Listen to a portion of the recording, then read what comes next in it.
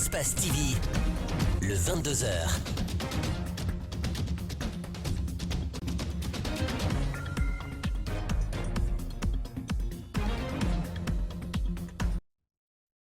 Bonsoir à tous. À la une de l'actualité nationale, 200 millions de francs guinéens par liste de candidature et 50 millions par candidat uninominal. Ce sont les montants à verser par parti politique. La CENI a donc fixé la caution alors qu'elle traverse une crise profonde. 7 commissaires de l'institution ont annoncé depuis hier leur retrait du processus.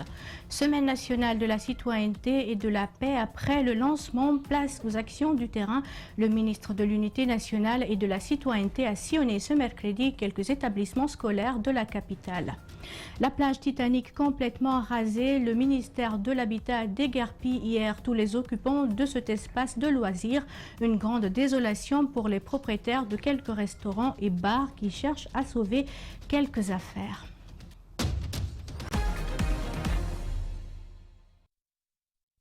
Bienvenue à tous. 7 commissaires de la CENI boudent l'organisation des élections législatives, mais ils continuent de siéger. Ils fustigent des irrégularités d'ordre logistique, matériel et informatique. Dans leurs revendications figure également l'accès aux données issues du terrain, une évaluation des activités, de revoir le fonctionnement de l'institution. Al-Seni Bari et Tierno Sadouba. Une CENI divisée, la classe politique scindée, la société civile divergente à tout point de vue. Rien ne semble aller dans la conduite du processus électoral. Après les déclarations de Banosso sur les irrégularités dans le fichier électoral, c'est au tour de 6 autres commissaires de la CENI de déclencher une fronde au sein de cette institution. Motif des manquements qui entacheraient la crédibilité du scrutin. Nous avons fait un constat sur le terrain. Vous savez, nous avons enregistré assez d'irrégularités lors de ces opérations sur le terrain. Et ces irrégularités sont d'ordre logistique, matériel et informatique. Et nous avons demandé à l'ensemble des commissaires de la CENI de faire une réévaluation des travaux qui sont déroulés sur le terrain. Et à l'issue de ces travaux, tirer une conclusion, ce qui n'a pas été fait.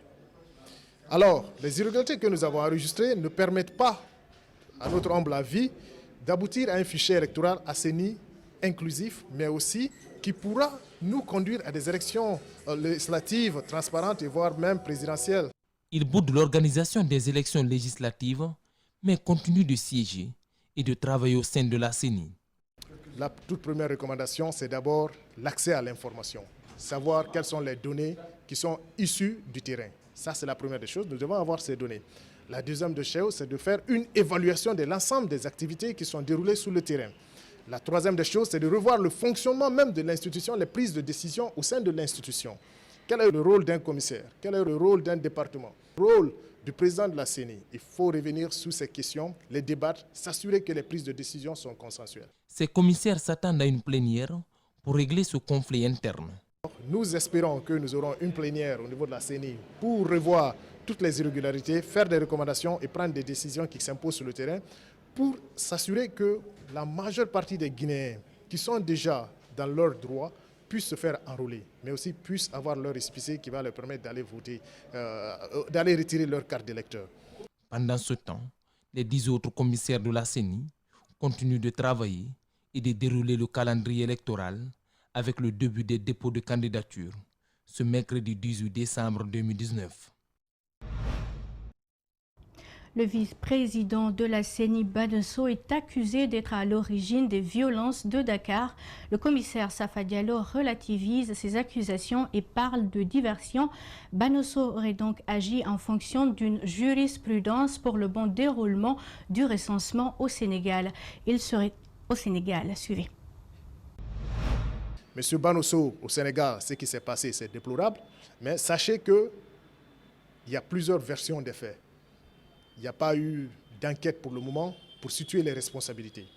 Ce que nous avons comme information, M. Banosso arrivé au Sénégal, il a d'abord regroupé les acteurs du processus et ils se sont entendus sur un certain nombre de pièces d'identité à utiliser pour l'enrôlement. Comme vous le savez, la loi, le code électoral révisé en son article 19 cite un certain nombre de documents. Maintenant, pour les Guinéens à l'étranger, il y a l'article 11 qui s'impose. qu'il faut d'abord être immatriculé à l'ambassade et être en possession de sa carte consulaire. C'est ce qui est utilisé comme le passeport ou la carte consulaire. La loi a dit la carte consulaire. En plénière, nous avons jugé nécessaire de ne pas empêcher les Guinéens de se faire enrôler s'ils sont en possession de leur passeport. Donc une décision a été prise au niveau de la plénière de permettre aux Guinéens de l'étranger, en plus de leur carte consulaire, d'utiliser un passeport en cours de validité. Ce qui fut fait. Mais arrivé au Sénégal, comme vous le savez très bien, au Sénégal, nous sommes dans la sous-région ici, c'est la région CEDEAO, nous avons plusieurs compatriotes qui n'ont pas besoin de passeport pour aller au Sénégal, qui n'ont pas besoin de passeport pour aller en Côte d'Ivoire, qui n'ont pas besoin de passeport pour aller au Sénégal. Ils peuvent traverser les frontières librement avec une carte d'identité nationale. Donc nous nous sommes dit, faisons jurisprudence. Laissons au moins dans la zone CEDEAO que les Guinéens en possession de leur carte d'identité puissent les utiliser pour se faire enrôler. Je vous le disais donc en titre, il se retire du processus électoral, mais il reste commissaire de l'institution. Par ce acte, ils veulent dénoncer les irrégularités constatées lors de l'enrôlement des électeurs, des acteurs de la société civile, invitent ces commissaires à la raison. Mamadou Kalisso et Alseni Kamara. Préparer et participer au processus de la révision et l'enrôlement des électeurs pour se retirer à la fin est inadmissible. C'est un acte insensé qui risque d'affecter sérieusement la suite du processus électoral, selon le président du Conseil national des organisations de la société civile. Vous ne pouvez pas être dans une commission, vous touchez les émoluments, vous occupez des responsabilités, vous planifiez une opération, vous participez à cette opération. À la fin de cette opération, vous sortez pour dire que vous n'êtes pas d'accord sur cette opération. C'est irresponsable. C'est un acte dans le fond, dans la forme, qui ne ressemble à rien et qui n'existe nulle part dans le monde, sauf en Guinée. Et dans le fond, là, ça va porter préjudice au processus électoral. Peut-être ça a été fait pour ça.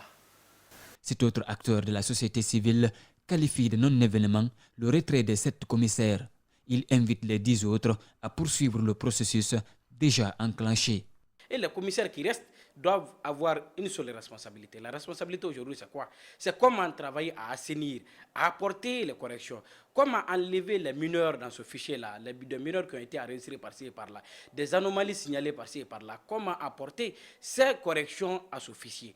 C'est ça notre demande et nous veillerons à ce que le fichier soit assaini et que le processus continue. Cette bisbille au sein de la Commission électorale nationale indépendante est le fruit de cette saignée politique concoctée par l'UFDG et le RPG Arc-en-Ciel.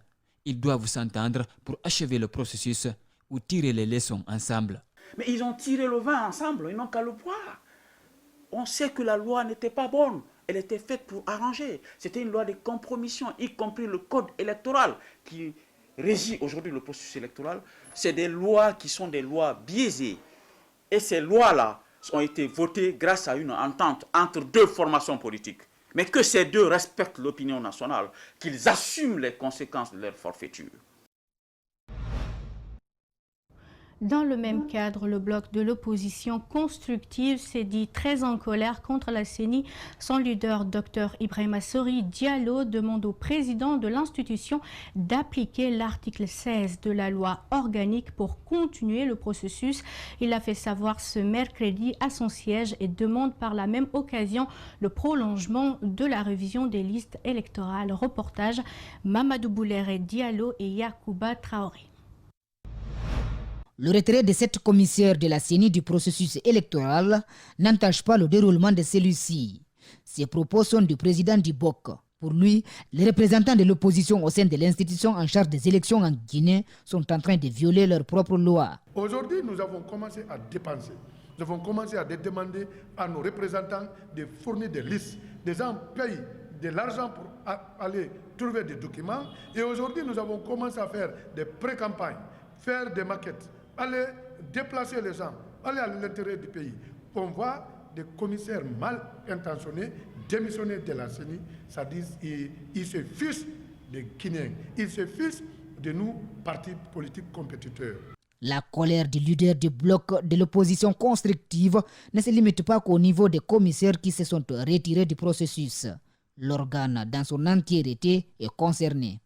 Je suis tellement énervé contre cette CENI. Je suis tellement énervé. Si cette CENI va à l'encontre des dispositions de la Constitution, va à l'encontre des dispositions de l'article 16 de leur propre loi organique, ils vont nous voir en face.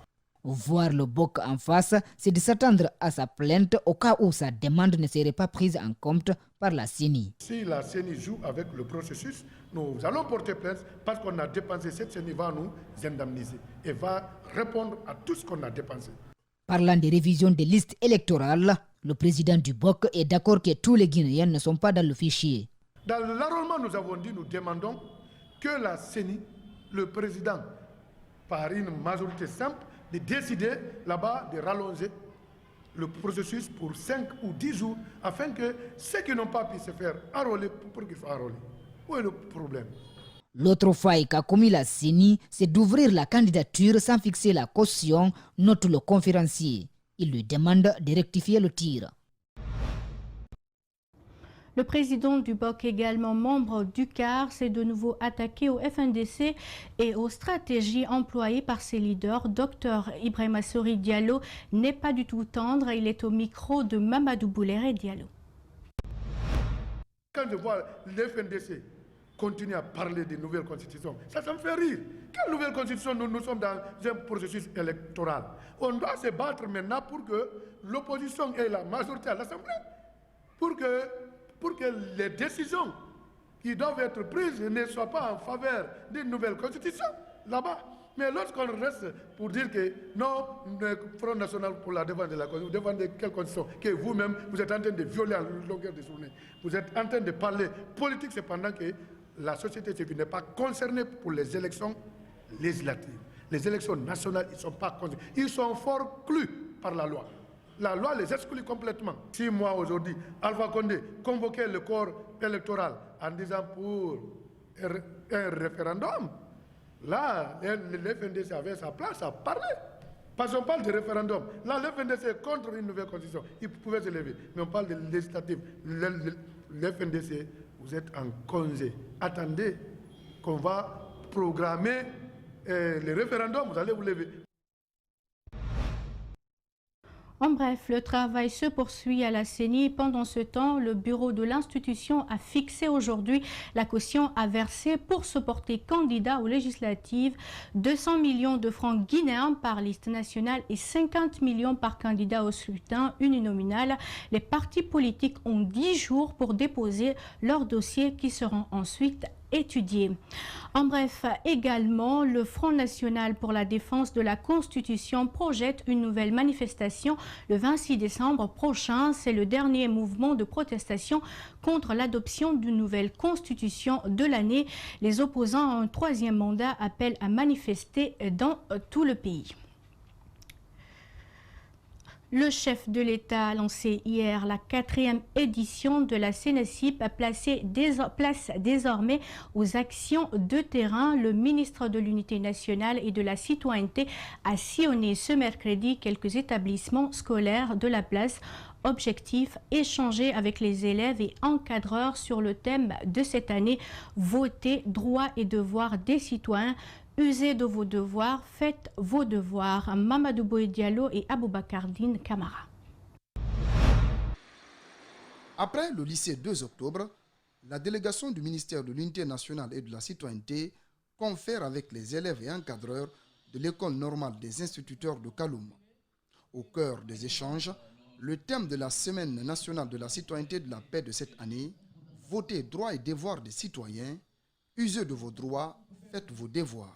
Le thème revêt une grande importance. Pour nous faire comprendre ce que le citoyen doit faire pour sa nation et aussi comment le thème était sur le vote, il nous a fait comprendre comment doivent se dérouler le vote pendant le moment. Parce que nous savons bientôt, c'est les élections. Les questions liées au processus de vote ont été largement débattues. Une source de satisfaction pour le ministre Taran Diallo. Le rôle de la jeunesse dans les campagnes électorales, le jour du vote, la proclamation et l'acceptation des résultats. Donc nous avons jugé utile, par rapport à la place et au rôle de la jeunesse, de faire ces conférences, particulièrement dans le milieu scolaire et universitaire. La société civile et les formations politiques sont partie prenante de la CENACIP.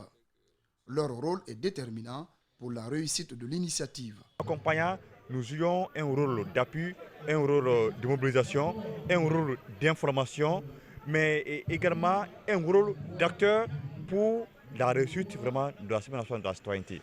Nous sommes à la veille des élections. Il faut que nous, politiques, en dehors de ce qu'on doit faire pour sensibiliser nos militants, pour concrétiser leur adhésion aux partis politiques concernés, puisque cela passe par un seul élément, un seul acte, le vote pour le leader pour lequel tu es en train de te battre. Cette année, la CENACIP va se dérouler du 17 au 23 décembre. Elle sera ponctuée par des rencontres citoyennes. Autre chose dans cette édition, célébration ce mercredi à Conakry en différé de la 30e journée de l'industrialisation de l'Afrique 2019 avec pour thème positionner l'industrie africaine pour approvisionner le marché de la zone de libre-échange continentale africaine.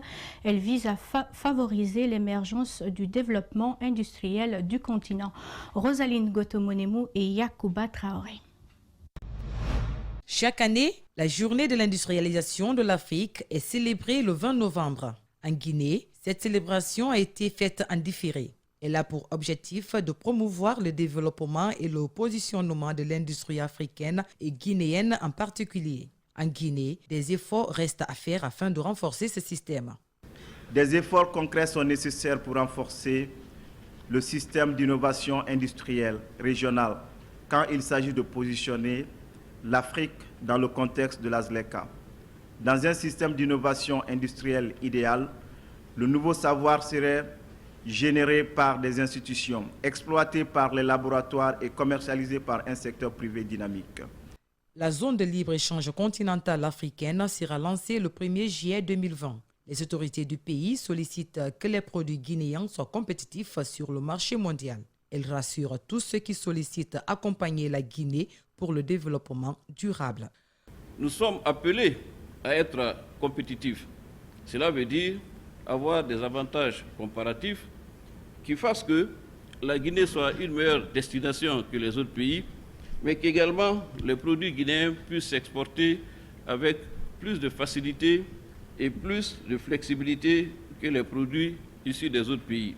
L'Organisation des Nations Unies affirme son engagement à accompagner l'Afrique et la Guinée en particulier à atteindre ses objectifs. C'est sa façon de répondre aux aspirations de l'agenda 2063 des Nations Unies. Le système des Nations Unies en Guinée, uni dans l'action, s'engage avec les partenaires au développement à accompagner le gouvernement guinéen pour mettre en lumière les défis de l'industrialisation et soutenir l'accomplissement des transformations structurelles indispensables à une émergence. 2 panels étaient organisés au cours de cette célébration. Les thèmes débattus étaient les défis et enjeux de la ZLECA, la zone de libre-échange continentale africaine. Les intervenants trouvent que c'est une ouverture à profiter afin de raffermir notre industrie. Des hommes de médias à l'école du guichet unique du commerce extérieur après les opérateurs économiques. Il a été question pour les responsables de cette structure de doter les journalistes des fonctionnalités de la plateforme du guichet unique pour les opérations commerciales. Djibril Ba et Aboubakardine Kamara. Lancé le 3 septembre dernier, le guichet unique de commerce extérieur est cet outil réformateur qui vient faciliter les procédures et opérations d'importation et d'exportation en République de Guinée. Depuis son lancement, la société Webfontaine, chargée de la mise en œuvre, continue de former les acteurs du domaine à l'utilisation de leur plateforme numérique. Et pour davantage vulgariser la chose, des journalistes de différents médias viennent aussi d'être outillés sur le fonctionnement du GISEG. L'objectif pour nous, c'était d'apporter une vulgarisation aux médias, donc aux journalistes, pour qu'ils comprennent mieux quels sont les objectifs du guichet unique, qui sont aussi les premiers relais du guichet unique auprès des usagers, et donc leur donner une overview, donc un aperçu du contexte global du guichet unique, des apports du guichet unique et des grandes fonctionnalités. La mise en place du GUISEG répond aux préoccupations de l'Organisation mondiale du commerce et de la Banque mondiale par rapport à la facilitation, à la rapidité des transactions, mais aussi à la traçabilité des opérations commerciales, à l'image d'autres pays. Sur cette lancée, les autorités guinéennes s'emploient pour rendre effective cette révolution à tous les intervenants du domaine. Nous avons mis en place cet nombre de fonctionnalités, notamment la possibilité de pouvoir soumettre en ligne tout ce qui est déclaration descriptive d'importation, les domiciliations bancaires. Également, le portail sur la partie publique est également disponible pour les acteurs. Les hommes des médias bénéficiaires de cette formation apprécient l'initiative de la direction du guichet unique et de Web Fontaine. Je pense que ce que nous, on a reçu comme information, s'ils ont reçu ces mêmes informations, c'est juste, ça va être un plus dans ce qu'ils vont faire prochainement au niveau des transactions, que ce soit au niveau de la douane, du port autonome, en tout cas dans tous les secteurs qui sont impliqués en ce qui concerne les commerces. À ce jour, les 300 opérateurs économiques qui ont pris connaissance du service et des avantages expriment une adhésion totale à la mesure selon les formateurs. La plage Titanic, c'était l'un des meilleurs lieux de loisirs du pays. Aujourd'hui, un souvenir, car après plusieurs jours de tractation et d'hésitation, l'État, à travers le ministère de l'Habitat, a procédé aux travaux de déguerpissement. Une grande désolation pour les occupants qui cherchent à sauver quelques affaires. Mamadou Saliouba, Ibrahima Sori, 5 Souma. Ils ont frappé à toutes les portes pour sauver leurs bars, restaurants et garages. Mais aujourd'hui, c'est fini. Sur les toits, à l'intérieur du bar, chacun de son côté fait de son mieux pour sauver quelques affaires. La plage Titanic, autrefois très prisée, est en train de disparaître. C'est déjà perdu, c'est fini. Tout ce qu'on peut demander, c'est qu'on nous dédommage, même si c'est un peu d'argent. On demande le dédommagement parce que c'est trop, vous-même vous voyez, on a presque tout perdu. La plage qui accueillait autrefois des clients est envahie par des tôles, des fauteuils et d'autres objets déplacés à la hâte. Personne ne sait où aller et personne n'a encore le choix. Il faut quitter les lieux. On voit juste les militaires sur le site, eux aussi c'est le commandement. Ils sont envoyés, ils doivent respecter, c'est la mission. Quand on demande à un militaire, viens, tu fais ça, il exécute et après, je pense, c'est comme ça, je vois quoi. Parce qu'on n'a personne, on ne nous dit rien, on vient juste, on dépose le camion et puis ces machines-là que vous voyez, juste après, on commence à tout déguerpir. Sur les lieux, difficile de cacher sa tristesse. Tous étaient prêts pour célébrer en grande pompe les fêtes de fin d'année et rentabiliser leur investissement. Le 6 décembre, je suis rentré pour venir préparer le réveillon ici en bordure de plage. Pour la première fois, organiser un événement en bordure de plage. C'est le 24 décembre, on avait un programme prévu, le 31 et le 1er. Donc, voilà. On est là, en fait, les mots nous manquent, je ne sais pas. Mais voilà que tout est détruit. Une désolation immense pour les propriétaires de bars et restaurants, mais aussi pour les garagistes qui se demandent comment faire et où envoyer tous ces véhicules. Ça nous étonne, nous les ouvriers. Nous demandons à l'État de venir en aide aux ouvriers guinéens. Je ne suis pas le seul à être déguerpi à tout moment. C'est parce qu'on n'a pas un lieu fixe que l'État voit un lieu fixe pour tous les ouvriers guinéens. Maintenant qu'on reste tranquille et qu'on apprend aux autres, parce qu'il y a beaucoup qui sont là qui ont abandonné les études. Que compte faire l'État sur la plage? Les occupants seront-ils dédommagés ou recasés? Sur le site, tout comme au ministère de l'Habitat, aucune réponse pour l'heure. Et puis organiser les conducteurs de mototaxis dans le but de réduire les accidents de la circulation dans la commune de Dixine. C'est l'une des préoccupations des autorités municipales de cette commune. À travers une ONG, la commune vient de se doter d'une réglementation dans ce sens à travers la réalisation d'un projet intitulé « Prévention des accidents de la circulation et le renforcement de la sécurité routière de Dixine ». Idriss Abari et Ibrahim Awal Kamara. D'après un constat de plusieurs cas d'accidents impliquant les conducteurs de taxi-moto qui se soldent parfois par des blessés graves et des morts d'hommes, la mairie, à travers l'Union des patriotes pour la promotion humaine, a initié un projet d'organisation et de réglementation des activités de mototaxi dans la commune de Dixine. Les objectifs visés sont entre autres professionnaliser le secteur, réduire les risques d'accidents, sécuriser les usagers et leurs biens, contribuer au développement local, sensibiliser et former les conducteurs sur le code de la route. C'est vrai, il y avait des accidents quand il n'y avait pas beaucoup de mototaxis, mais on a constaté dans ces derniers temps-là que presque les 70% des accidents actuels sont causés par des mototaxis. Donc c'est pour ça que l'ONG, l'UPPH a cru devoir monter un projet qui a été financé par Cojinta pour faire un règlement intérieur pour les mototaxis. Il y a un règlement intérieur que les mototaxis eux-mêmes peuvent utiliser pour leur propre intérêt. Pour une meilleure réglementation de la circulation et avoir un résultat meilleur, nous voulons maintenant aller vers les mototaxis pour une sensibilisation afin qu'il y ait moins d'accidents de circulation. Selon les statistiques de la direction communale de la sécurité routière de Dixine, plus de 60% des cas d'accidents de la circulation enregistrés sont causés par les conducteurs de mototaxis.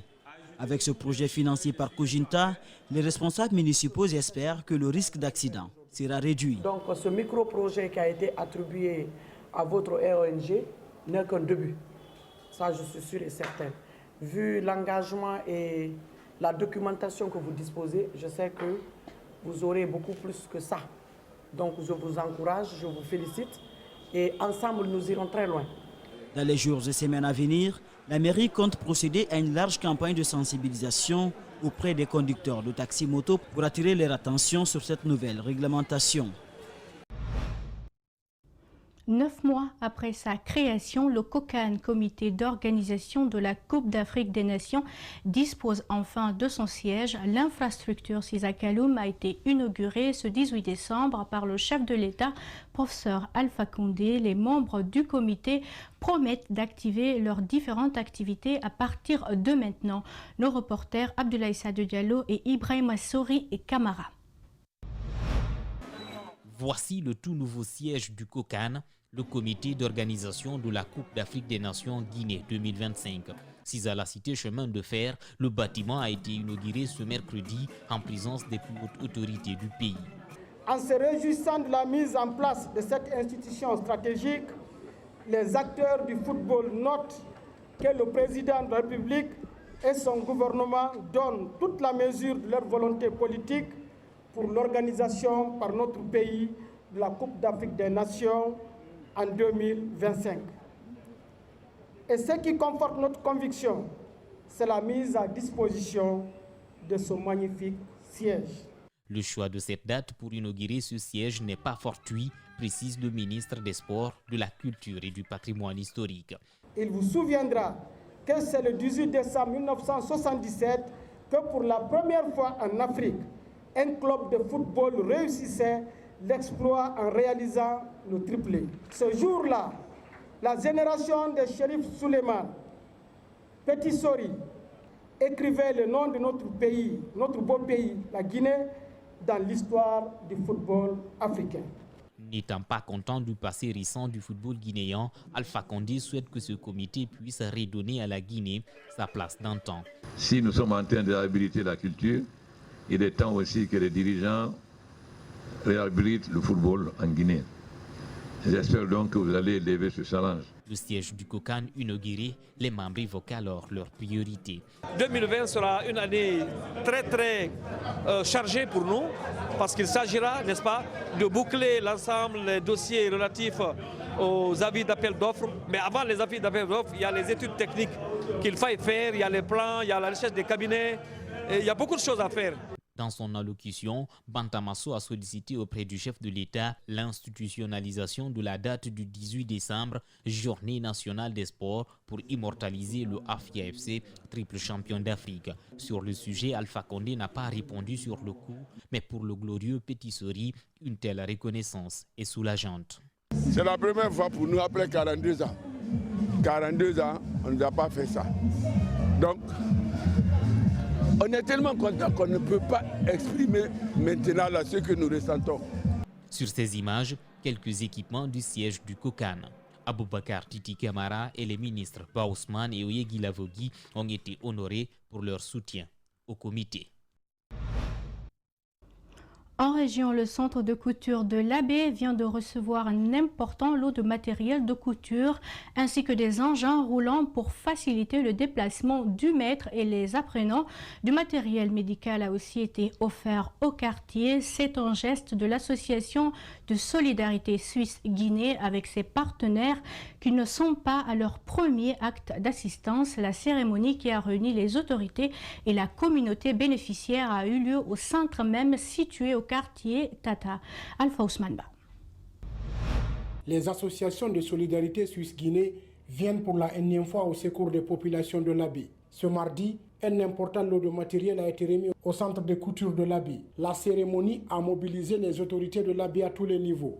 Aujourd'hui, on a offert des machines à coudre, des bicyclettes, une moto et des jouets pour le centre de couture de l'Abbé. Oh, c'est grâce à nos partenaires en Suisse qu'on a pu obtenir ces dons. Nous voulons que les jeunes filles qui sont là utilisent ces machines à bon escient pour leur apprentissage et pour l'apprentissage de celles qui vont venir. Donc on leur demande de bien prendre soin du matériel. Les bénéficiaires dépassés par le geste de solidarité Suisse-Guinée ont fondu en remerciements. Aujourd'hui, vraiment, je suis tellement content. Bon, il faut qu'ils continuent à travailler et apprendre les enfants. Vraiment, je remercie beaucoup mes chefs. Ce n'est pas la bouche qui parle, c'est mon travail qui parle. Merci. Solidarité Suisse n'est pas son premier acte de bienfait à l'Abbé. D'autres actions sont en cours sur le terrain au bénéfice de la mairie. Les jeunes filles qui sont regroupées ici à l'atelier depuis longtemps, et elles sont en train d'être formées. Et comme vous le savez, si les jeunes filles sont formées, c'est toute la société qui est formée. Si les filles sont éduquées, c'est la société qui est éduquée, c'est la société qui bénéficie. Ce n'est pas la seule chose que nos sœurs là sont en train de faire. Elles sont en train d'aider la commune à travers beaucoup d'actions. On ne peut pas tout citer. Mais aujourd'hui, il y a un marché qui est en train d'être construit à Diayabé là-bas. Du matériel médical a aussi été offert au centre de santé de Tata. En marge de la cérémonie, plusieurs apprenants ont reçu leur diplôme qui marque la fin de leur formation au centre de couture de l'Abbé. Tout pour ce journal à tous. Merci à l'équipe de la. Le programme continue sur Espace TV. Au revoir.